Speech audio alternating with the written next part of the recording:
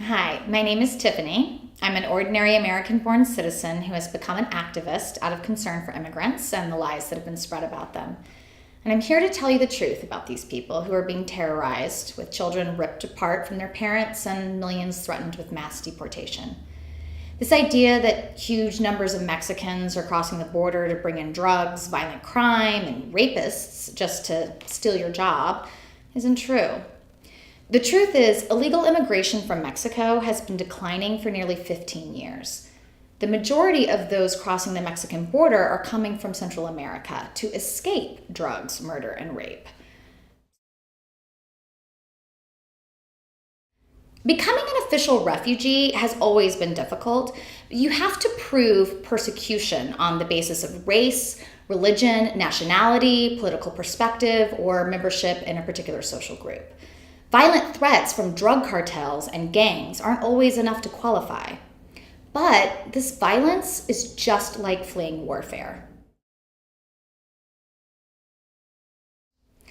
In order to become a legal immigrant, you have to be sponsored by an employer or a family member, or get one of those selective visas, and they can range from $200 to $700 or more, and that doesn't even include the legal fees.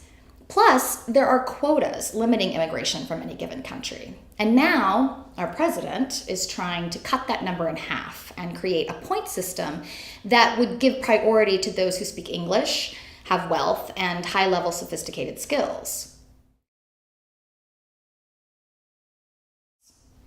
Immigrants do not take American jobs, they create American jobs. By filling a gap for much-needed low-skilled workers in retail, agriculture, landscaping, restaurants, and hotels, these industries thrive, creating more middle-class jobs for our citizens. Immigrants take care of our homes, cook our food, build our buildings, and take care of our elderly. They also start businesses at twice the rate of the American-born. Most undocumented immigrants pay federal, local, and state income taxes. Over the last decade, they have paid $100 billion into Social Security without ever being able to receive those benefits. Undocumented immigrants do not qualify for welfare, food stamps, or Medicaid. Documented immigrants are about 25% less likely to sign up for Medicaid than the American-born, and 37% less likely to receive food stamps. American-born citizens are incarcerated at nearly twice the rate of illegal immigrants and more than 3 times the rate of legal ones. The rate of delinquency and criminal activity among teens is considerably higher for those born in America than that of their immigrant peers. But now, with ICE rounding up undocumented immigrants in public spaces like schools and courts, they are becoming a little too scared to talk to the police when they witness a crime, and that makes us all unsafe. More American-born mothers have babies out of wedlock than foreign-born moms.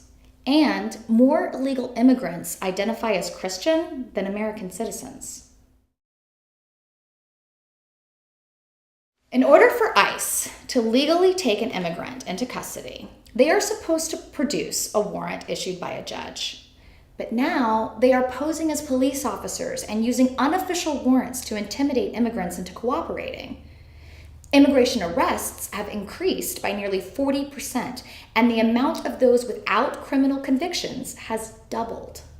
But because of the backlog in immigration courts, these people are winding up in deportation centers across the country that are owned by private prison corporations who have unsanitary conditions and serve rotten food.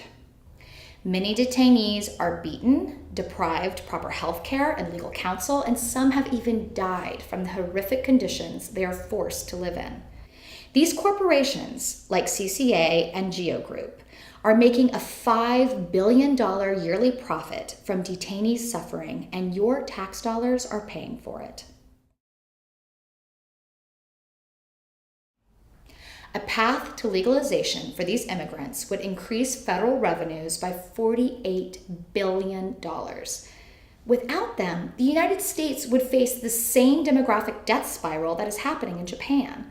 So, next time you hear that illegal immigrants are criminals taking American jobs, consider the reality of their situation and how much they contribute to our country. Thanks for listening.